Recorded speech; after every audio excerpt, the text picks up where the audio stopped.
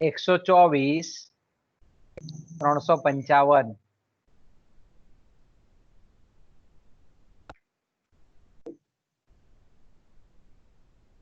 તો બાળકો આપણે લેક્ચર ચાલુ કરીએ. हाँ सर। ઓકે, તો લાસ્ટ ટાઈમ આપણે વ્યાપારવાદી વિચારક આપણે થોમસ મન વિશેના વિચારો આપણે ગયા પીરિયડમાં ભણી ગયા.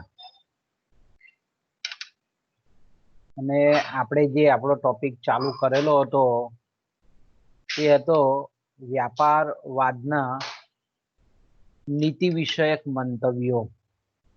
વ્યાપારવાદના નીતિ વિષયક મંતવ્યો એટલે આપણે જાણીએ છીએ તે પ્રમાણે કે જેને આપણે વ્યાપારવાદ કહીએ છીએ એ એકચ્યુઅલી 16મી થી 18મી સદી દરમિયાન યુરોપમાં ખાસ કરીને જે સરકાર હતી એટલે કે રાજા હતા એ લોકોને પોતાની નીતિ, વ્યાપાર વિષયક નીતિ કઈ રીતે ઘડવી એ માટેના આપણે એમ કહીએ કે વિચારો અલગ અલગ દેશમાં, અલગ અલગ સમયગાળામાં, અલગ અલગ માધ્યમો દ્વારા છૂટા જવાયા જે રજૂ કરેલા હતા તેનું સંકલન એટલે વ્યાપાર. આપણે એમ કહીએ કે વ્યાપારવાદમાં જે વ્યાપારવાદીઓનો સમાવેશ થાય છે એ આપણે જોઈ ગયા છે તે પ્રમાણે કે સર થોમસ મન છે, કે પછી વિલિયમ પેક્ટી છે, સર જોસિયા ચાઇલ્ડ છે, મિલ્સેડન છે, જ્હોન લોક છે, ડેવિડ હ્યુમ છે, આવા બધા જે આપણે એમ કહીએ ને કે જે વિચારકો છે કે જેમણે રાજા કેવો હોવો જોઈએ, રાજા વચ્ચે કેન્દ્રવર્તી સત્તા કેવી હોવી જોઈએ, જે સરકાર છે એની આર્થિક નીતિ કેવી હોવી જોઈએ, વ્યાપાર અંગેની નીતિ કેવી હોવી જોઈએ વગેરે અંગેના જે વિચારો છે એને આપણે સંકલિત કરી અને પછીથી એને આપણે વ્યાપારવાદ એવું નામ આપણે આપીએ છીએ. તો સામાન્ય રીતે આપણે ગઈકાલે પણ ચર્ચા કરી તે પ્રમાણે કે વ્યાપારવાદના જે કંઈ પણ નીતિ વિષયક મંતવ્યો છે એ ખરેખર આપણે જોઈએ તો એમાં કોઈ એક જ વિચારકનું પ્રદાન નથી, પણ વ્યાપારવાદી વિચાર કરનારા ઘણા બધા એવા વિચારકો છે અલગ અલગ દેશના છે, પણ આપણે એ લોકોનું બેઝિકલી જે આપણે મૂળભૂત રીતે જો વાત કરીએ તો એ લોકોમાં કેટલુંક સામ્ય આપણને દેખાતું હતું કે ભાઈ વેપારને પુષ્ટિ આપવા માટે મધ્યકાલીન યુગ પછી જે યુરોપમાં નવી પરિસ્થિતિ જે નિર્માણ થતી હતી અને એ સમયે આપણે ધીરે ધીરે સંપત્તિ તરફનો જે યુરોપિયન લોકોનો જે મોહ હતો, સંપત્તિ તરફનું જે આકર્ષણ હતું, મમત્વ હતું, એને લીધે એ સંપત્તિમાં કઈ રીતે વધારામાં વધારો કરી શકાય એ માટે શું શું જરૂરી છે અર્થતંત્રમાં એ લોકોએ એ બાબતો અંગે વિચારો અભિવ્યક્ત કરેલા હતા. તો ખાસ કરીને આપણે જાણીએ છીએ તે પ્રમાણે કે આવા વિચારકો જે હતા કે જે ખાસ કરીને એના કેન્દ્રમાં સંપત્તિ હતી પણ એ વિદેશ વેપાર દ્વારા મૂલ્યવાન ધાતુ કઈ રીતે દેશમાં વધારેમાં વધારે ખેંચી શકાય એ એમની પ્રમુખ વિચારધારા હતી. અને એમાં આપણે અલગ અલગ દેશના ભલે વિચારકો હોય પણ એના મૂળભૂત સામ્યતા આ પ્રકારની હતી. બીજું આપણે એમ કહીએ કે એ લોકોએ જે કંઈ પણ નીતિ વિષયક એ લોકોની જે માન્યતાઓ હતી તે ચોક્કસ ઉદ્દેશોને સિદ્ધ કરવા માટેની હતી અને એ ઉદ્દેશો આપણે ગઈકાલે પણ ચર્ચા કરી ગયા કે ભાઈ એક રાજ્ય, એક મજબૂત સત્તા હોવી જોઈએ અને જે રાજ્ય મજબૂત ત્યારે જ બની શકે કે જ્યારે એની સત્તાનો પાયો આર્થિક હોઈ શકે. બીજું આપણે એમ કહી શકીએ કે આ આર્થિક જે પાયો છે એ ત્યારે જ મજબૂત બને કે જ્યારે ખાસ કરીને દેશની અંદર સંપત્તિનું એકત્રીકરણ થાય. સંપત્તિ આપણે એમ કહીએ કે દેશમાં વધે તો જ આપણે એમ કહી શકીએ કે રાજ્ય મજબૂત બને, રાજા મજબૂત બને. અને આપણે જાણીએ છીએ તે પ્રમાણે કે સંપત્તિ એટલે તે વખતે આપણે મૂલ્યવાન જે ધાતુઓ હતી, સોનું અને ચાંદી, એનો ખજાનો દેશ પાસે વધારેમાં વધારે હોય. અને આપણે એમ કહીએ કે આ જે કિંમતી ધાતુઓનો જે ખજાનો છે, સંપત્તિનો પુરવઠો છે, એ જો કોઈ પણ દેશે મેળવવો હોય તો બીજા બધા માર્ગો કરતા આપણે એમ કહીએ કે વિદેશ વેપાર એ એનો ઉત્તમ માર્ગ છે, એવું એ લોકોનું માનવું હતું. કારણ કે એ લોકોની એક જ શોર્ટ એન્ડ સ્વીટ સૂત્ર હતું કે ભાઈ કિંમતી ધાતુની આવક, આંતરરાષ્ટ્રીય વેપાર એટલે કિંમતી ધાતુની આવક. કિંમતી ધાતુની આવક જો આપણા દેશમાં વધારવી હોય તો પરરાષ્ટ્રના અન્ય રાષ્ટ્રો સાથેનો વેપાર વધારવો જોઈએ. અને એ અન્ય રાષ્ટ્રો સાથેનો વેપાર તો વધારવો જ જોઈએ, પણ સાથે સાથે એ વેપારની જે સામાન્ય વેપાર તુલા છે એ સામાન્ય વેપાર તુલા પણ કેવી હોવી જોઈએ? અનુકૂળ હોવી જોઈએ. તો જ આપણે એમ કહીએ કે રાજ્ય પાસે મૂલ્યવાન સંપત્તિ આવે. તો આપણે આટલા હેતુઓના સંદર્ભમાં ગઈકાલે આપણે જોયું તે પ્રમાણે કે ભાઈ એ લોકોનું પહેલું જે નીતિ વિષયક મંતવ્ય હતું એમાં ખાસ કરીને ખજાનાનું મહત્વ, તો કે ભાઈ ખજાનાનું મહત્વ આપણે એના ઘણા બધા કારણો જોયા કે ભાઈ તે વખતે ધીરે ધીરે નાણાકીય માધ્યમ દ્વારા નાણાકીય વિનિમયનો વિસ્તાર થયેલો હતો. એટલે આપણે એમ કહીએ કે તે વખતે કિંમતી ધાતુઓ વિનિમયમાં વપરાતી હતી. અને આપણે એ પણ ચર્ચા કરી ગઈકાલે કે ભાઈ આ કિંમતી જે ધાતુઓ હતી એ બંને પ્રકારની વિશિષ્ટતાઓ ધરાવતી હતી. એની જે દેશની અંદરની જે વિનિમય ક્ષમતા હતી અને બહારની એટલે કે અન્ય વિદેશમાં જઈને પણ એનો ઉપયોગ કરી અને ગમે તે વસ્તુ કે ચીજ વસ્તુ કે સાધનો મેળવી શકાતું હતું. એટલે આપણે એમ કહીએ કે એનું આંતરિક અને બાહ્ય વિનિમય ક્ષમતા એક સાથે આ કિંમતી ધાતુઓ ધરાવતી હતી. બીજું આપણે એનું કારણ જોયેલું એટલે કે ભાઈ એ પણ જોયું હતું કે ખાલી ને ખાલી આપણે એમ કહીએ કે ભાઈ વ્યક્તિગત સ્વાર્થ માટે લોકો આ ખજાનાને મહત્વ આપતા નહીં હતા વ્યાપારવાદીઓ. કારણ કે આંતરિક વેપારથી અર્થતંત્રની અંદર, દેશની અંદર એ માત્ર નાણાંનું સંચાલન વધે છે, એમાં સંપત્તિમાં કોઈ સીધો વધારો કરી શકાતો નથી. એટલે આપણે એમ કહીએ કે એ લોકો વિદેશ વેપારને વધારે મહત્વ આપેલું હતું. અને વિદેશ વેપાર થી જ આપણે એમ કહીએ કે દેશની અંદર એ મૂલ્યવાન ધાતુઓ એકત્ર કરી શકાય. આ પણ આપણે ગઈકાલે થોડી ચર્ચા કરી ગયા છે. પછી આપણે જોયેલું હતું કે ભાઈ નાણાકીય જે વિનિમયનો જે વિસ્તાર હતો એ વેપારની સાથે સાથે ઉદ્યોગના ક્ષેત્રમાં પણ વધતો હતો. અને પરિણામ સ્વરૂપ આપણે એમ કહીએ કે નાણાકીય સાધનોની આવશ્યકતા હતી. અને એ નાણાકીય સાધનોની આવશ્યકતા એ માત્ર કિંમતી ધાતુઓ દ્વારા જ પૂરી કરી શકાય એવું હતું. એટલા માટે વ્યાપારવાદીઓનું ખજાના પ્રત્યેનું આકર્ષણ હતું. બીજું આપણે જાણીએ છીએ તે પ્રમાણે કે બીજો આપણે એમ કહીએ કે આ કિંમતી જે ધાતુઓ હતી એનો કોઈ અન્યત્ર વિકલ્પ હતો નહીં.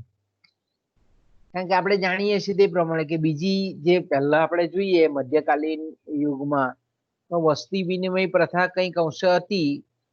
અને એમાં આપણે જાણતા હતા તે પ્રમાણે કે ભાઈ અમુક સમય સુધી વસ્તુના બદલામાં વસ્તુ જ્યારે વિનિમયમાં લેવાતી હોય ત્યારે અમુક સમય પછી એનું મૂલ્ય નાશ પામતું હોય છે. તો આ કિંમતી ધાતુમાં કોઈ પણ વસ્તુ આપી અને એના બદલામાં જો આપણે એમ કહીએ કે કિંમતી ધાતુ જો સામે લેવામાં આવે તો એનો સંગ્રહ સરળતાથી થઈ શકે, પછી એ બગડી જવાનો કોઈ અવકાશ હતો નહીં.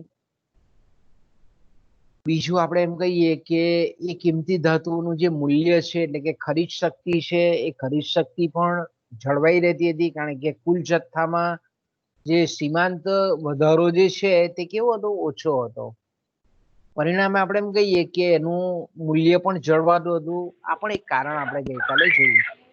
બીજું આપણે એ પણ જોયેલું હતું કે ભાઈ કિંમતી ધાતુઓ પ્રત્યે લોકોનું જે વ્યાપારવાદીઓનું જે મમત્વ હતું, આકર્ષણ હતું, એ એક તો બચત તરીકે, બરાબર, મૂલ્યનો સંગ્રહ કરવો હોય તો બચત તરીકેનો ઉપયોગ કરી શકાતો હતો.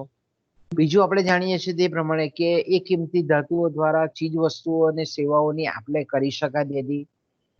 અને ત્રીજી વસ્તુ આપણે જાણીએ છીએ તે પ્રમાણે કે એ દેશના આંતરિક વિનિમયમાં કે બહારના વિનિમયમાં એ ઉપયોગી બનતી હતી.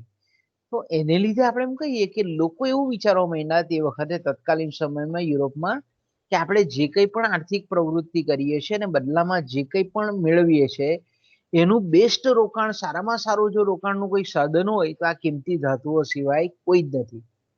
એના મેં કીધું 3 કારણો: સંગ્રહની સુવિધા, વિનિમય ક્ષમતા અને આંતરિક અને આંતરરાષ્ટ્રીય બજારમાં એની વિનિમય ક્ષમતા, એનો સ્વીકાર.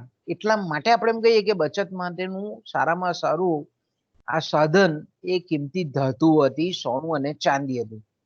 એટલે આપણે એમ કહીએ કે વ્યાપારવાદીઓ ખજાનાને એટલે વધારે મહત્વ આપતા હતા.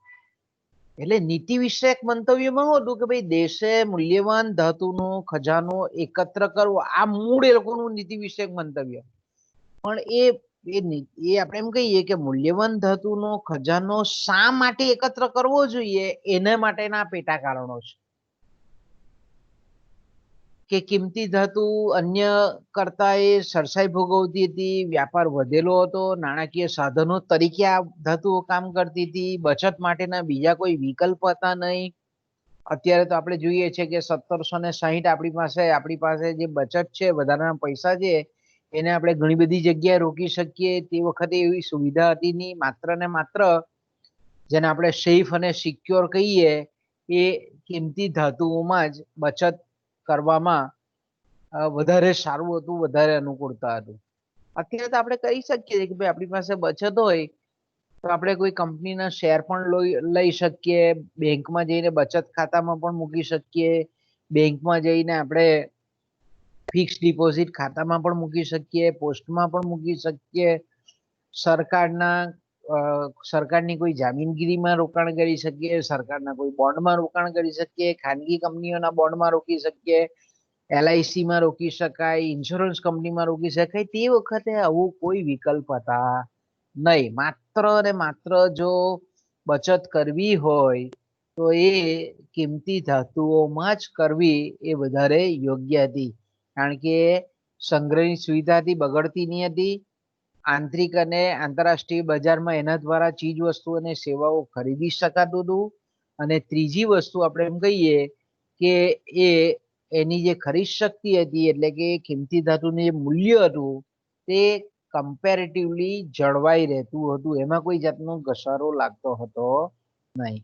જે રીતે આપણે એમ કહીએ ને કે અત્યારની જે આપણે એમ કહીએ કે ચલણી નોટો છે એમાં આપણને તકલીફ પડે છે કે ભાઈ દાખલા તરીકે આપણે એમ કહીએ કે દેશમાં આપણે આપણી દેશની જે ચલણી નોટો છે એના દ્વારા ખરીદી કરી શકીએ છીએ, પણ બહાર જવું હોય તો આપણે એ દેશનું જે ચલણ છે એમાં જે વિનિમય દર ચાલતો હોય એ પ્રમાણે આપણે કન્વર્ઝન, રૂપાંતરણ કરી અને પછી ચલવી શકીએ. બીજું આપણે એમ કહીએ કે અત્યારની જે કાગળની નોટો છે એની ખરીદ શક્તિ પણ આપણે એમ કહીએ કે વધતી ઘટતી જતી દેખાય છે. કે જ્યારે આપણો દેશ 1947માં આઝાદ થયો ત્યારે આપણને ખબર છે કે 1 રૂપિયો બરાબર 100 પૈસા હતા. તો આજે આપણે જોઈએ છે કે 1 રૂપિયાની ખરીદ શક્તિ એ 2 પૈસા જેવી થઈ ગઈ. તો આપણે એમ કહીએ કે નાણાંનું મૂલ્ય ઘટતું છે, કાગળ નાણાંનું. ત્યારે આ કિંમતી ધાતુઓ જે હતી એનો કુલ પુરવઠો, એની અંદર જે સીમાંત પુરવઠો વધતો હતો એમાં બહુ ઝાઝો વધારો કરી શકાય એમ નહીં હતો. એટલે આપણે એમ કહીએ કે એની ખરીદ શક્તિ પણ વધતી જતી હતી. આ પણ આપણે ગઈકાલે થોડીક ચર્ચા આ બાબતમાં પણ કરેલી હતી. ઓકે, આપણે જે અટકેલા હતા ને અહીંયાથી અટકેલા હતા કે વેપારવાદીઓ જે હતા એનું ખજાનો જે આપણે એમ કહીએ કે કિંમતી ધાતુઓનો ખજાનો દેશ પાસે જેટલો વધારે એટલો એ દેશ મજબૂત, અન્ય દેશોને એ હરીફાઈમાં પાછળ પાડી દે એવું આ લોકોનું મુખ્યત્વે માનવું હતું. અને આ જે મૂલ્યવાન ધાતુનો જે ખજાનો છે એ ખજાનો આપણે એમ કહીએ કે બે રીતે પ્રાપ્ત કરી શકાય. એક તો આપણે પહેલા પણ જોઈ ગયા તે પ્રમાણે કે કોઈ પણ દેશ પાસે સોના અને ચાંદીની ખાણો હોય તો એ ખાણોનું ઉત્ખનન કરી અને એમાં આ કિંમતી ધાતુઓ મેળવી શકાય એમાંથી. અને બીજું જે કારણ છે કે આ કિંમતી ધાતુની ખાણો જો દેશ પાસે નહીં હોય તો અન્ય દેશો પાસેથી વિદેશ વેપાર દ્વારા એ કિંમતી ધાતુઓ બદલામાં, વસ્તુના બદલામાં કિંમતી ધાતુઓ પ્રાપ્ત કરી શકાય. ઓકે, તો આપણે એમ કહીએ કે જો દેશમાં સોના અને ચાંદીની ખાણો હોય, આ તે વખતની વાત છે, 16મી સદી અને 18મી સદીની વાત છે. ત્યારે વેપારવાદીઓ જે માનતા હતા તે આવું માનતા હતા કે ભાઈ દેશ પાસે જો કિંમતી ખાણો હોય ધાતુની તો એ ઉત્ખનન કરી અને આપણે એમ કહીએ કે ખજાનો વધારે ભેગો કરી શકે અને પોતે મજબૂત બની શકે. ઓકે, બીજું આપણે એ લોકોનું જે માનવું હતું તે કે ભાઈ ખાણો નથી કોઈ પાસે દેશો, કારણ કે આ ખનિજ સંપત્તિ છે એટલે ખનિજ સંપત્તિ કઈ બધી જ જગ્યાએ અવેલેબલ હોય એવું નથી, ઉપલબ્ધ હોય એવું નથી. કોઈક જગ્યાએ આવી કિંમતી ધાતુની ખાણો આવેલી કોઈ દેશમાં કે કોઈ જગ્યાએ નહીં પણ હોય. તો આપણે એમ કહીએ કે જ્યાં નથી ત્યાં આપણે એમ કહીએ કે વિદેશ વેપારને દેશે વધારવો જોઈએ. અને વિદેશ વેપાર વધારવા માટે રાજાએ સક્રિય નીતિ અપનાવવી જોઈએ કે કઈ રીતે વિદેશ વેપારમાં વધારો થાય, કઈ રીતે વિદેશ વેપાર વધારી અને કિંમતી ધાતુઓ અન્ય દેશોમાંથી મેળવી શકાય. એટલે આપણે એમ કહીએ કે દેશ પાસે કિંમતી ધાતુઓની ખાણો જો નહીં હોય તો વિદેશો સાથેનો વેપાર એ સૌથી બેસ્ટમાં બેસ્ટ ઇકોનોમિક એક્ટિવિટી હતી, આર્થિક પ્રવૃત્તિ હતી.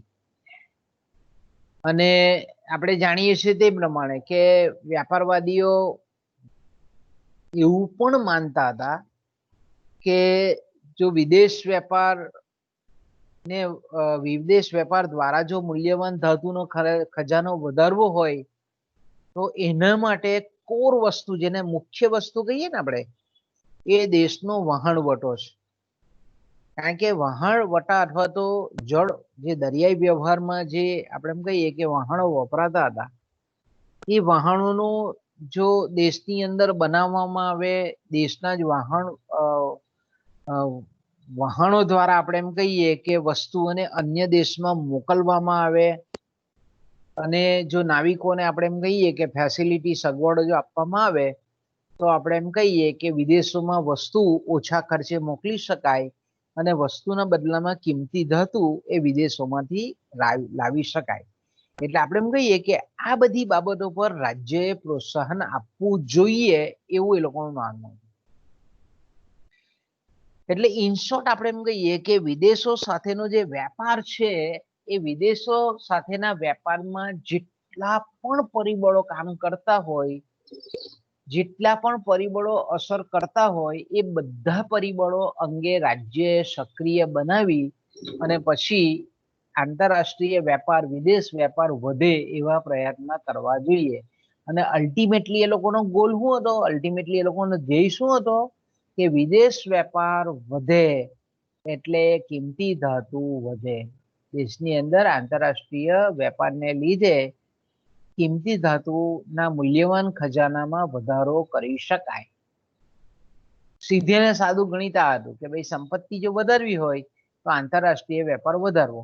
અને આંતરરાષ્ટ્રીય વેપાર ત્યારે જ વધારી શકાય કે આંતરરાષ્ટ્રીય વેપારમાં જે વસ્તુઓ, જે પરિબળો કામ કરતા હોય એ બધાને રાજ્યએ સહાય આપવી જોઈએ, એને આપણે એમ કહીએ કે વિકસાવવા જોઈએ. તો આપણે એમ કહીએ કે વેપારવાદીઓ, એનું નામ જ આપણે એમ કહીએ કે વેપારવાદીઓ છે, બરાબર. વેપાર એટલે વેપારને પ્રમુખ સ્થાન આપ્યું એવું આપણે કહી શકીએ. ઉદ્યોગોને એ લોકોએ બીજું સ્થાન આપ્યું કે ભાઈ દેશમાં વેપારિક પ્રવૃત્તિ, અહીંયા વેપાર શબ્દ એટલે આંતરિક વેપાર નહીં. જો અહીંયા તમારે એક મગજમાં ક્લિયર કટ વસ્તુ એ કરી નાખવાની છે કે અહીંયા વેપાર શબ્દ જે વપરાય છે વેપારવાદીઓના વિચારોમાં, તો વેપાર એટલે અન્ય રાષ્ટ્રો સાથેનો જ વેપાર. દેશની અંદરના વેપારની લોકો બહુ ઓછી ચર્ચા કરે છે. તો આપણે એમ કહીએ કે દેશનો જો આપણે એમ કહીએ કે જે અન્ય દેશો સાથેનો જે વેપાર છે એનો આધાર એ વસ્તુ અને સેવાના ઉત્પાદન પર છે. જો આપણે એમ કહીએ કે વિદેશોમાં વસ્તુ વેચવા માટે પૂરતા પ્રમાણમાં ઉત્પાદન જો થયેલું નહીં હોય તો આપણે એમ કહીએ કે વિદેશ વેપાર શક્ય બને નહીં. અને બીજું, વિદેશ વેપાર શક્ય બને નહીં એટલે મૂલ્યવાન ધાતુ દેશમાં આવે નહીં. એટલે આપણે એમ કહીએ કે વેપાર પછીનું જો કોઈ મહત્વનું ક્ષેત્ર હોય તો એ ઉદ્યોગને એ લોકોએ બીજું સ્થાન આપેલું હતું. હવે ત્રીજું જે લોકોનું નીતિ વિષયક મંતવ્ય હતું, જો પહેલું નીતિ વિષયક મંતવ્ય આપણે ખજાના અંગેનું એ લોકોનું નીતિ વિષયક મંતવ્ય, શા માટે ખજાનો ભેગો કરવો પડે તે. હવે ખજાનો એકત્ર કરવામાં વિદેશો સાથેનો વેપાર, વિદેશ વેપાર વધારવો જોઈએ એ બીજું નીતિ વિષયક મંતવ્ય. એમાં જ બીજો પેટા પ્રકાર આપણે જોઈએ તે પ્રમાણે કે વિદેશ વેપાર વધે એ માટે ઉદ્યોગોને પણ મહત્વનું સ્થાન, એટલે કે વેપાર કરતા ઉતરતી કક્ષાનું સ્થાન એ લોકોએ આપ્યું. હવે એ લોકો જે ત્રીજી એ લોકોની જે નીતિ વિષયક માન્યતા હતી તે કે વિદેશ વેપાર ગમે તેટલો મોટો થાય, વિદેશ વેપાર ગમે એટલો વિશાળ બને, પણ જો વિદેશ વેપારમાં અધિશેષ ન હોય, વિદેશ વેપાર જો અનુકૂળ ન હોય તો તેવા સંજોગોમાં આપણે એમ કહીએ કે એવા વિદેશ વેપારથી દેશમાં ખજાનો વધારી શકાતો નથી. બરાબર સાંભળજો મિત્રો. વેપાર તુલનામાં અધિશેષનો મતલબ શું થાય કે જ્યારે કોઈ પણ દેશ અન્ય રાષ્ટ્રોની સાથે વેપાર કરતો હોય, આંતરરાષ્ટ્રીય વેપારથી જોડાયેલો હોય, ત્યારે ગમે તેટલી માત્રામાં આપણે એમ કહીએ કે વિદેશ વેપાર થતો હોય, પણ જો વિદેશ વેપારની જે વેપાર તુલા છે એમાં જો અનુકૂળતા ના હોય, વેપાર તુલામાં જો અધિશેષ રહેતો ન હોય, તો એ વેપાર ગમે તેટલો મોટો હોય, ગમે તેટલો વિશાળ હોય, પણ એ મૂલ્યવાન ધાતુ દેશમાં મેળવી શકે નહીં. એટલે એ લોકોએ મોટામાં મોટો જે ભાર મૂક્યો તે કે વિદેશ વેપાર તો વધવો જ જોઈએ, પણ સાથે સાથે અનુકૂળ વિદેશ વેપાર તુલા કેવી હોવી જોઈએ? અનુકૂળ હોવી જોઈએ, હકારાત્મક હોવી જોઈએ, પોઝિટિવ હોવી જોઈએ. વેપાર તુલનામાં અધિશેષ હોવું જોઈએ એનો મતલબ શું થાય કે દેશના નિકાસ મૂલ્ય, નિકાસ કમાણી જે છે તેના કરતા આયાત ખર્ચ, આયાત મૂલ્ય ઓછું હોવું જોઈએ. વેપાર તુલામાં અધિશેષનો મતલબ આપણે ગઈકાલે પણ થોડોક ચર્ચા કરી ગયા છે કે દેશમાંથી જે વસ્તુ અન્ય દેશમાં વેચવા માટે જાય છે અને અન્ય દેશમાંથી આપણે એમ કહીએ કે ઘણી બધી વસ્તુઓ પોતાના દેશમાં આવે છે, સ્વદેશમાં આવે છે. તો હવે આપણે એમ કહીએ કે એક બાજુ આપણે બીજા દેશમાં વસ્તુ મોકલવામાં આવે છે તો તેને આપણે નિકાસ કહીએ છીએ, અને બીજા બહારથી જે વસ્તુ આવે છે તેને આપણે આયાત કહીએ છીએ.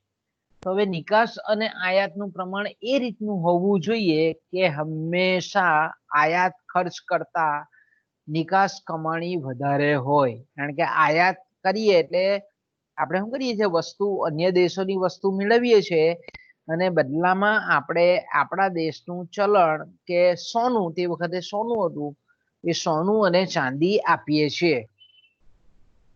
જ્યારે આપણે નિકાસ કરીએ છીએ તો આપણા દેશની વસ્તુ જાય છે અને એના બદલામાં મૂલ્યવાન ધાતુઓ આપણી પાસે આવે છે. આ લોકોનું માનવું એવું હતું. એટલે આપણે એમ કહીએ કે વિદેશ વેપારમાં અનુકૂળતા અધિશેષ જો વધારે હોય, એટલે કે આયાત ખર્ચ કરતા નિકાસ કમાણી જો વધારે હોય, તો એનો લાભ એ દેશને વધારે મળે છે, એનો ફાયદો દેશને વધારે મળે છે. કારણ કે નિકાસ અને આયાત વચ્ચેની જે ગેપ છે, તફાવત છે, એ કિંમતી ધાતુના સ્વરૂપમાં દેશ પાસે આવે છે. અને એ કિંમતી ધાતુના સ્વરૂપમાં આવે છે એટલે દેશના મૂલ્યવાન ધાતુમાં ખજાનામાં વધારો થાય. ઓકે, હવે આપણે એમ કહીએ કે ધારો કે વેપાર તુલા અધિશેષ માટે, કે ભાઈ અધિશેષ એટલે અનુકૂળ વેપાર તુલા, બીજા અર્થમાં કહીએ તો, જેને આપણે સામાન્ય વેપાર તુલા, બરાબર, આપણે સર થોમસ મનની જે વાત કરીએ તો એ સર થોમસ મને કીધું કે ભાઈ વ્યક્તિગત વેપાર તુલા નહીં પણ સામાન્ય જે વેપાર તુલા છે દેશની, એ અધિશેષ હોવી જોઈએ, અનુકૂળ હોવી જોઈએ. તો આપણે એમ કહીએ કે લોકોની માન્યતા કેવી હતી? આમ આપણને ઉપર છલ્લી રીતે એવું લાગે કે ખરેખર એ લોકો બહુ સારું વિચારતા હતા, પણ એવું નથી. એ લોકોની વિચારસરણી જે હતી વેપાર તુલા અંગેની, એમાં આપણને કેટલીક ક્ષતિ દેખાય. અને એક ક્ષતિ જો આપણે જોઈએ તો આપણને તરત ખબર પડી જાય કે ના, એ લોકોની માન્યતા થોડીક કેવી હતી, એની જે નીતિ વિષયક માન્યતા હતી તે થોડીક એમાં આપણે એમ કહીએ કે વિક્ષેપ હતો. પહેલું તો આપણે એમ કહીએ કે અનુકૂળ વેપાર તુલા એ ખજાનો વધારવા માટેનું મહત્વનું સાધન છે એવું વેપારવાદીઓ કહેતા હતા. બરાબર, આપણે જોયું તે પ્રમાણે, આગળ ચર્ચા કરી ગયા તે પ્રમાણે એ લોકોનું વેપાર તુલા અધિશેષ અંગેના જે જુદા જુદા મંતવ્યો હતા, એમાં પહેલું મંતવ્ય એ લોકોનું કયું હતું કે અનુકૂળ વેપાર તુલા અથવા તો વેપાર તુલામાં જે અધિશેષ છે એ દેશના મૂલ્યવાન ધાતુના, કિંમતી ધાતુના ખજાનામાં વધારો કરવા માટેનું એક મહત્વનું સાધન છે. પણ આવું જ્યારે લોકો વિચારતા હતા ત્યારે એ શું ભૂલી જતા હતા કે ખજાનો વધારવાનું સાધન વિદેશ વેપાર નહીં, પણ ખરેખર તો દેશનું વસ્તુનું અને સેવાનું ઉત્પાદન જ મહત્વનું છે. વિદેશ વેપાર ક્યારે કરી શકાય કે જ્યારે દેશમાં ઉત્પાદન થયેલું હોય તો થાય ને. એટલે આપણે એમ કહીએ કે વિદેશ વેપાર તો સાધન છે, સાધ્ય તો ખરેખર હેતુ જે છે દેશનો તે તો ખરેખર એનું જે હિત છે તે ખરેખર વસ્તુના ઉત્પાદનમાં હોવું જોઈએ. એ લોકો શું કહેતા હતા, જો ક્લિયર મગજમાં મગજ જરા ખુલ્લું રાખીને બેસજો મોબાઈલની સામે, કે એ લોકો જે કહેતા હતા કે અનુકૂળ વેપાર તુલા એ ખજાનો વધારવા માટેનું મહત્વનું, અગત્યનું, બહુ ક્રુશિયલ એક ટૂલ્સ છે, સાધન છે. જો કે આવું કહેવામાં વ્યાપારવાદીઓ, મેં કીધું ને કે એ વસ્તુ ભૂલી જતા હતા કે વિદેશ વેપાર ત્યારે જ શક્ય બને કે જ્યારે દેશની અંદર વસ્તુ અને સેવાઓનું ઉત્પાદન થાય. એટલે આપણે એમ કહી શકીએ કે લોકોનો અનુકૂળ વેપાર તુલાનો જે ખ્યાલ છે એમાં એ લોકો સાધન કયું છે અને સાધ્ય કયું છે એ વચ્ચે ગૂંચવાડો ઉભો કરતા હતા, એ સ્પષ્ટ આપણે કહી શકીએ. બીજું આપણે એમ કહીએ કે વેપાર દ્વારા ખજાનો મેળવીને અન્ય દેશોને નબળા બનાવી શકાય. ઓકે, અહીંયા પણ એ લોકોની માન્યતા ભૂલ ભરેલી છે. કારણ કે આપણે જાણીએ છીએ તે પ્રમાણે કે ધારો કે આપણે એમ કહીએ કે અમેરિકા એવું માનતું હોય કે ભાઈ ભારતમાં આપણે વસ્તુ વેચી અને ભારતમાંથી કિંમતી ધાતુઓ, ધારો કે આપણે એવું માની લઈએ કે અત્યારે વિદેશી હુંડિયામણનો દર કે વિદેશી હુંડિયામણો નથી, સોના ધોરણ છે, ચાંદી ધોરણ છે, આપણે એમ કહીએ. ધારો કે અમેરિકા એમ માનતું હોય કે ભારતમાંથી આપણે જો ભારતમાં આપણે વસ્તુની નિકાસ કરીએ અમેરિકાથી, અમેરિકામાંથી ભારતમાં, તો આપણે એમ કહીએ કે ભારતને જે કિંમતી ધાતુ છે એ કિંમતી ધાતુને આપણે આપણા દેશમાં ખેંચી લાવી શકીએ. તો આપણે એમ કહીએ કે ભારતને નબળો બનાવી શકાય અને અમેરિકાને મૂલ્યવાન ધાતુ વધારે ભેગી થાય છે એટલે એને આપણે મજબૂત બનાવી શકાય. પણ ધારો કે કોઈક દેશે એવું કહ્યું કે ભાઈ અમેરિકામાંથી ફાઇટર પ્લેનની આયાત કરી, પછી મિસાઇલની આયાત કરી, પછી આપણે એમ કહીએ ટેન્કરની, યુદ્ધમાં લડાઈ એવા ટેન્કરની ખરીદી કરી અને એના બદલામાં સોનું ચાંદી આપ્યું. તો હવે તમે વિચાર કરો કે એક દેશ પાસે કિંમતી ધાતુઓ વધી અમેરિકા પાસે, અને બીજી બાજુ ભારત પાસે શસ્ત્ર સરંજામ વૈધા. તો હવે બંને પાસે આપણે એમ કહીએ કે બંનેમાંથી મજબૂત કોણ કહેવાશે? તો કે ભાઈ ભારત છે, કારણ કે એને તો ખાલી વિદેશી આપણે સોનું આપી દીધું અને સોનાના બદલામાં એ લોકોએ શસ્ત્ર સરંજામ ખરીદ્યો. તો આપણે એમ કહી શકીએ કે લશ્કરી સરંજામ, શસ્ત્ર સરંજામ ખરીદે તો એ દેશ સ્વાભાવિક છે કે અન્ય દેશની તુલનામાં એ મજબૂત કહેવાય. એટલે એવું કહેતા હતા કે ભાઈ આ રીતે વિદેશ વેપાર કરવામાં આવે તો ખાસ કરીને અન્ય દેશોને મૂલ્યવાન ધાતુ એ દેશમાંથી ખેંચી અને મજબૂત બનાવી, આપણે નબળો બનાવી શકાય અને આપણા દેશને મજબૂત બનાવી શકાય, એ માન્યતા પણ એ લોકોની કેવી હતી? થોડી ભૂલવાળી હતી, ભૂલ ભરેલી હતી. ત્રીજું કારણ જે હતું તે કે ભાઈ વેપારવાદીઓ ખાસ કરીને આપણે એમ કહીએ કે જે કિંમતી ધાતુઓ છે, શાખી સેવાઓ છે, વસ્તુઓમાં ખાસ કરીને દેશનો જે વેપાર થતો હોય એ સમગ્ર વેપારમાં નફો કિંમતી ધાતુઓની ચોખ્ખી આવકના સ્વરૂપમાં જોતા હતા. અને કિંમતી ધાતુ જ્યારે જેટલા પ્રમાણમાં વધારે મળે એટલો દેશને ફાયદો ગણવામાં આવતો હતો. એવું માનવું પણ એ લોકોનું કેવું હતું? ગેરરસ્તે માનવું હતું. વેપારવાદી શું માનતા હતા કે ભાઈ કિંમતી ધાતુ જે છે એ શાખી સેવાઓ અને વસ્તુઓમાં દેશનો જે વેપાર થતો હોય એ દરેક વેપારમાં નફો થવો જોઈએ. અને ખાસ કરીને કિંમતી જે ધાતુની જે ચોખ્ખી આવક છે એના સંદર્ભમાં જેટલા પ્રમાણમાં વધારે કિંમતી ધાતુ મેળવી શકીએ એટલો વેપારમાં ફાયદો છે, તેવું એ લોકોનું માનવું હતું. પણ ખરેખર એવું નથી. વેપારમાં ફાયદો ત્યારે જ થાય કે જ્યારે તુલનાત્મક લાભ વધારે હોય. મૂલ્યવાન ધાતુ ભેગી કરવાથી કઈ આપણે એમ કહીએ કે દેશની ખજાનામાં વધારો થયો એટલે આપણે એમ કહીએ કે લાભ થયેલો કહેવાય વેપારથી, એવું આપણે માની લેવાને યોગ્ય નથી અત્યારના સંજોગોમાં. આપણે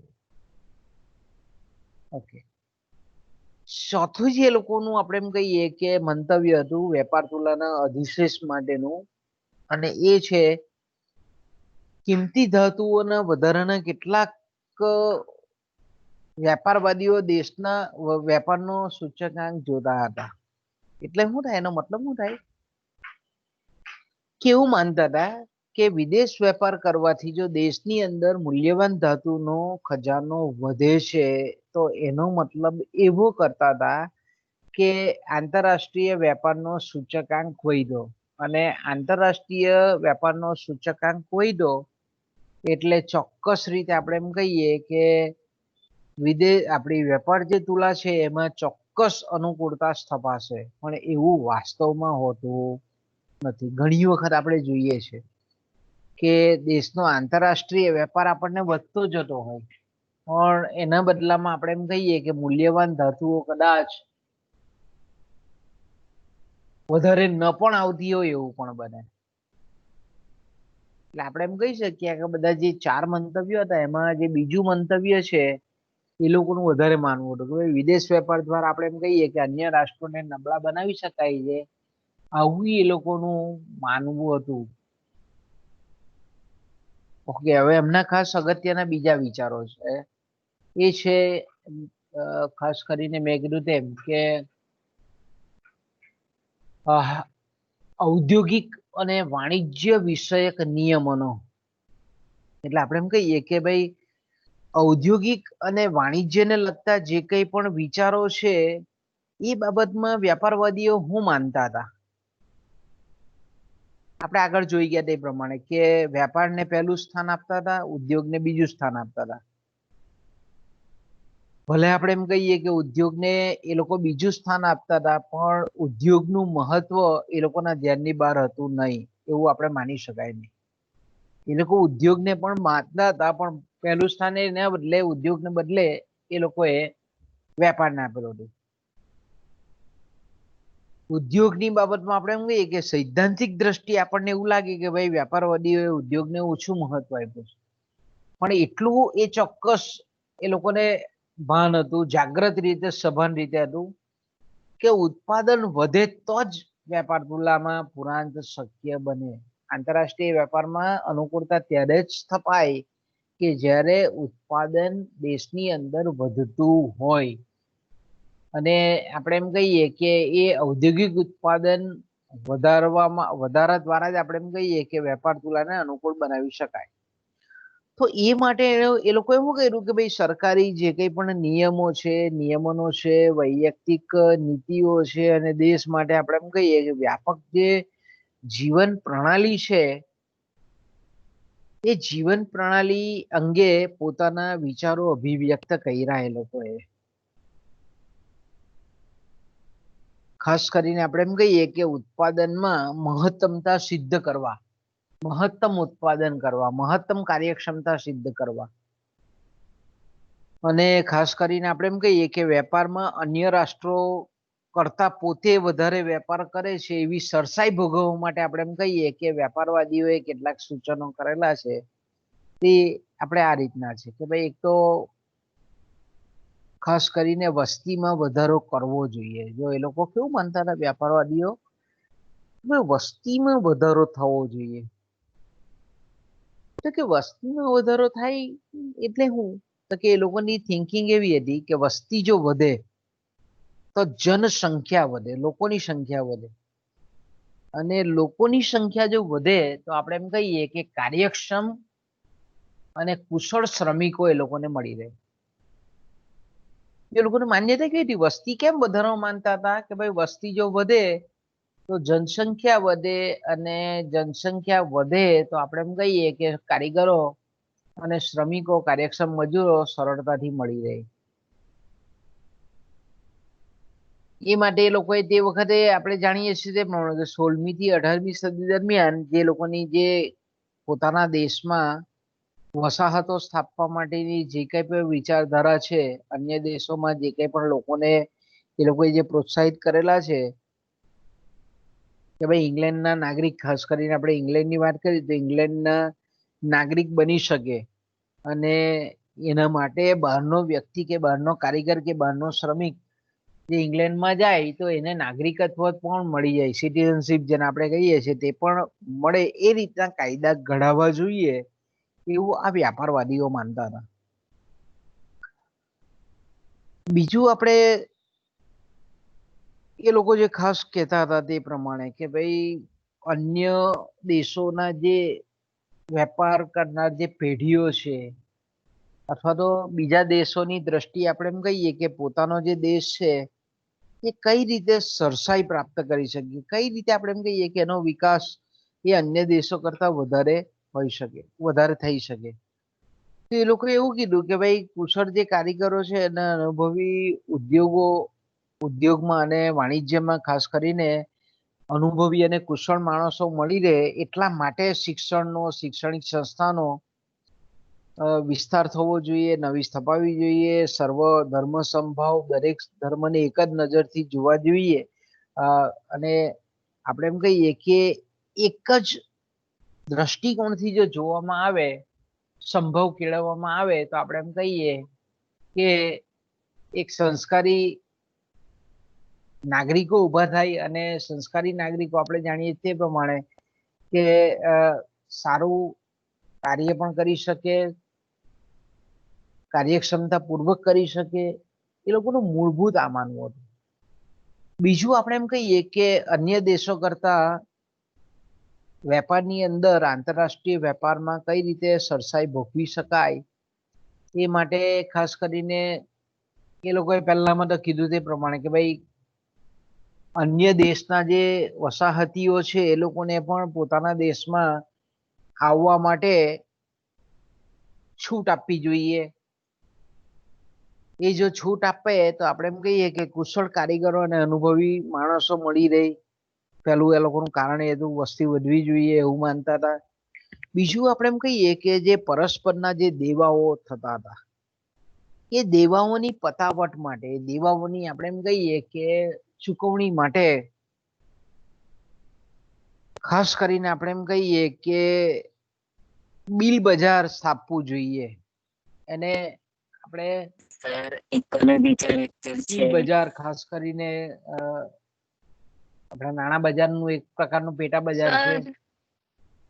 એ બજાર સ્થાપવું સર જોઈએ કે જેથી કરીને સરળતાથી જે વેપારી છે અથવા ઉત્પાદક છે તે પોતાનું ઉત્પાદન માળખું, પોતાનું વેપારનું જે માળખું છે તે સરસ રીતે ચલવી શકે. એટલે આપણે એમ કહી શકીએ કે 16મી થી 18મી સદી દરમિયાન આ જે વાણિજ્યવાદીઓ સર હતા એ લોકોએ વેપારને વધારવા માટે, વેપારનું હિત સર મેડમનો લેક્ચર જળવાઈ રહે એ માટે આપણે એમ સર કહીએ ઇકોનો લેક્ચર છે. કે ખાસ કરીને બિલ બજારની સ્થાપના કરવી. ઓકે. બીજું આપણે એમ કહીએ કે વહાણવટાના કાયદાઓને સરળ બનાવવા. પછી ખાસ કરીને વહાણવટાના સંરક્ષણ માટેના પગલાઓ પણ લેવા. સર બીજું એ લોકોનું જે ખાસ માનવું હતું તે કે કર્મચારીઓની જે શ્રમિકો છે એની રજામાં કાપ મૂકવો, એટલે ઉત્પાદકતા વધારવી, સમયગાળો વધારવો ઉત્પાદનનો, જેથી કરીને સરેરાશ ખર્ચ એ ઉત્પાદનનો ઓછો આવે. ઓકે. બીજું આપણે એમ કહીએ કે ખાસ કરીને એ લોકોએ કે ભાઈ વેપારને જો સરળ બનાવવો હોય અને સુરક્ષિત રાખવો હોય તો રાજ્યએ આપણે એમ કહીએ કે વેપાર અર્થે સંરક્ષણ કાફલો બનાવવો જોઈએ. એટલે વન ટાઈપ ઓફ, જેને આપણે એમ કહીએ ને કે સૈન્યની એક શાખા, કે ભાઈ એ રીતે આપણે એમ કહીએ કે સંરક્ષણ કાફલો રાજ્ય બનાવવો જોઈએ, રાખવો જોઈએ. અને ખાસ કરીને જ્યારે કોઈ પણ વહાણ, સ્ટીમર એ પોતાના દેશમાંથી અન્ય દેશમાં જ્યારે ચીજ વસ્તુઓ અને અન્ય જે કંઈ પણ મૂડીયુક્ત વસ્તુ છે એ વસ્તુને જ્યારે વેપાર અર્થે અન્ય દેશોમાં મોકલવામાં આવતી હોય ત્યારે એ જે આપણે એમ કહીએ કે સ્ટીમર છે, વહાણ છે, એની સુરક્ષિત રીતે અન્ય દેશમાં પહોંચી જાય એ માટે કેટલાક સંરક્ષક કાફલા પણ એ લોકોએ રાખવાની હિમાયત કરતા હતા. ભાઈ ઇંગ્લેન્ડ થી એશિયા ખંડમાં વસ્તુ મોકલવી છે તો આપણે એમ કહીએ કે અમુક અંતર સુધી આવા જે વળાવ્યા વાહનો છે, વળાવ્યા તરીકે જે વપરાતી જે સ્ટીમરો છે તે એની સાથે સૈન્ય બળ લઈને થોડાક અંતર સુધી આવે અને પછી એક આપણે એમ કહીએ કે એવો વિસ્તાર હોય કે જ્યાં હવે જોખમ નથી, ત્યાં પછી એને મુક્ત કરવામાં આવે. કારણ કે તે વખતે આપણે જાણીએ તે પ્રમાણે કે 16મી થી 18મી સદી દરમિયાન ચાંચિયાગીરીઓનું પણ ખૂબ વર્ચસ્વ હતું. આપણે એમ કહીએ કે આનાથી બચી શકાય એટલા માટે સંરક્ષણ કાફલો રાજ્યએ રાખવો જોઈએ. અને વેપારી વહાણોના, ખાસ કરીને જે વસ્તુઓને લઈ જાય છે તેવા વહાણોનો આપણે એમ કહીએ કે વળાવ્યા તરીકે મૂકી શકાય, એને રાખી શકાય, જેથી કરીને આપણે એમ કહીએ કે વેપારમાં વૃદ્ધિ થાય. વેપારમાં વૃદ્ધિ થાય એટલે મૂલ્યવાન ધાતુનો ખજાનો વધે. બીજું આપણે જાણીએ છીએ તે પ્રમાણે કે ખાસ કરીને જો વેપાર તુલા અનુકૂળ કરવી હોય, ખજાનો એકત્ર કરવું હોય તો અન્ય દેશોને પોતાના દેશ સાથે વેપાર કરવા માટે આકર્ષવા જોઈએ. અને એ માટે ખાસ કરીને ક્યારે આકર્ષણ વધે તો એક તો મજબૂત લશ્કર હોય, મજબૂત રાજા હોય અને બહુ પ્રભાવી એવું નૌકાદળ હોય તો એનાથી આપણે એમ કહીએ કે કોઈ પણ અન્ય દેશને ઇમ્પ્રેસ કરી શકાય, અન્ય દેશને આપણે એમ કહીએ કે અન્ય દેશને પ્રભાવિત કરી શકાય. અને બીજું આપણે એમ કહીએ કે માલનું વેચાણ છે કે જે કંઈ પણ કરારો છે એમાં એક જાતની આપણે એમ કહીએ કે પ્રમાણિકતા હોવી જોઈએ. અને જે કંઈ પણ કરારો લેનાર અને વેચનાર વચ્ચે કરવામાં આવતા હોય તે કેવા હોવા જોઈએ? ડાયપણ ભર્યા હોવા જોઈએ. અને એના દ્વારા આપણે એમ કહીએ કે અન્ય દેશોને આકર્ષવા જોઈએ. તો આપણે એમ કહીએ કે આ બધા જે મંતવ્ય હતા તે ખાસ કરીને સરકારી નીતિનો જે હેતુ હતો મુખ્યત્વે 3 બાબતમાં, એની બાબતમાં આપણે વહેંચી શકાય. અને સરકાર જો આપણે એમ કહીએ કે આ જે કંઈ પણ નીતિ છે એ નીતિનું જો પાલન કરવામાં આવે તો આપણે એમ કહી શકીએ કે એનો જે મૂળભૂત હેતુ છે, કિંમતી ધાતુનો ખજાનો અને વેપાર તુલામાં અનુકૂળતા, એને સિદ્ધ કરી શકાય. ખાસ કરીને આપણે એમ કહીએ કે જે પહેલી નીતિ વિષયક બાબત એ હતી વસ્તીને લગતી હતી કે જેમાં ઉદ્યોગોને માટે જરૂરી સસ્તા શ્રમિકો, ગુણવત્તાસભર વસ્તુઓ કે જે ઉદ્યોગોને માટે પોષક હતા એવા શ્રમિકોનો ભંડોળ, એવા શ્રમિકોનો પુરવઠો એ મેળવી શકાતો હતો. બીજું કે આપણે એમ કહીએ કે દેશમાં જો આવા સાધનોની જરૂરિયાત હોય તો કાબેલિયત વાળા જે શ્રમિકો છે કે જે અન્ય દેશના છે એ લોકોને પણ પોતાના દેશમાં વસાવવા જોઈએ. બીજું લોકો જો શિક્ષિત હોય, ખાસ કરીને આપણે એમ કહીએ કે ગણિતમાં અને એકાઉન્ટ્સમાં, તો આપણે એમ કહી શકીએ કે લોકોનું જીવન કેવું બને, ભાઈ જીવનનું ગુજરાન છે તે કરકસર ભર્યું બને.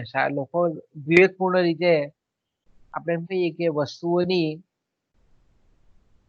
માંગ કરે. તો આપણે એમ કહીએ કે અલ્ટિમેટલી એનો ગોલ શું હતો લોકોનો? આવું કહીને લોકો એવું કરતા હતા કે ભાઈ વિદેશમાંથી, અન્ય દેશોમાંથી વસ્તુની આયાત ઓછી થાય, પણ એની સામે નિકાસ વધારે કરવાનો આ લોકોનો આગ્રહ હતો. ઓકે મિત્રો, આપણે અહીંયા ટકીએ. ટીવાય નો છે મારો લેક્ચર પાછો. હવે કાલે આપણો નથી કરે છે, મેડમ નો હશે. તો અહીંયાથી અટકીએ આપણે બાળકો. મારો ટીવાય નો લેક્ચર આપણે લેક્ચર લઈ લઈએ, બરાબર? ચાલો તો અહીંયાથી અટકીએ આપણે. હેતલ મળીએ. હા ચાલો.